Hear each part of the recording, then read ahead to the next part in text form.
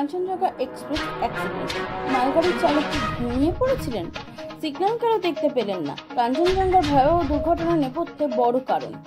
ভয়াবহ দুর্ঘটনা শিয়ালদাগামী কাঞ্চনজঙ্ঘা এক্সপ্রেস। কাঞ্চনজঙ্ঘা এক্সপ্রেসের পিছনে ধাক্কা মারে মালগাড়ি। তাতে কাঞ্চনজঙ্ঘা এক্সপ্রেসের একটি বগি উঠে যায় ইঞ্জিনের উপর।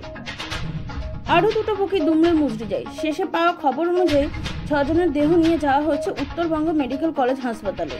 মৃত্যু হয়েছে মালগাড়ির লোকো পাইলটের। প্রাথমিকভাবে রেলের তরফ থেকে জানানো হয়েছে সিগন্যালের বিভ্রান্তির জন্য দুর্ঘটনা ঘটেছে।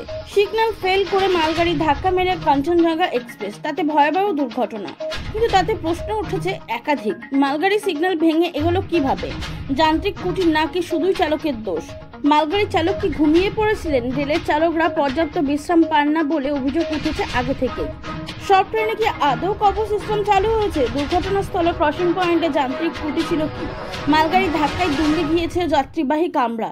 যে ট্রেনে শিলাচর আগরতলা শিয়ালদার মধ্যে চলে তাতে অনেক পুরনো আমলের কোচ কেন এখনো আধুনিক LHB কোচ দেওয়া হয়নি? মূল কারণ হিসেবে যেটা উঠে আসছে সেটা শুধু যে সিগন্যাল ত্রুটি বা আনুষঙ্গিক কারণ তো তা নয়। মালগাড়ি যারা লোকো পাইলট হয় তাদের শরীরে ক্লান্তি এই ধরনের দুর্ঘটনা ডেকে আনছে। নিয়মে বলা হয়েছে 8 থেকে 10 ঘন্টা মালগাড়ির লোকো পাইলটরা নিজের পরিষেবা দিতে পারবেন, কিন্তু দেখা যাচ্ছে তাদের দিয়ে 16 থেকে 17 ঘন্টা র্যাক চালাতে বাধ্য করা হচ্ছে।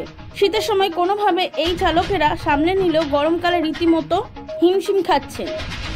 লোকো পাইলট নিয়োগের ব্যাপারে তেমন গুরুত্ব দেওয়া হয়নি বলেই অভিযোগ।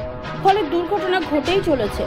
শরীর ক্লান্তির জন্য চোখ বন্ধ হয়ে আসছে। এক্ষেত্রে তেমন হয়েছে বলে মনে করছেন রেল আধিকারিকদের একাংশ। রেলের তরফ থেকে জানানো হয়েছে মালগাড়ির গতিবেগ 100 থেকে 110 কিলোমিটার। ক্রসিং পেরিয়ে গিয়ে ধাক্কা মেরেছে মালগাড়িটি।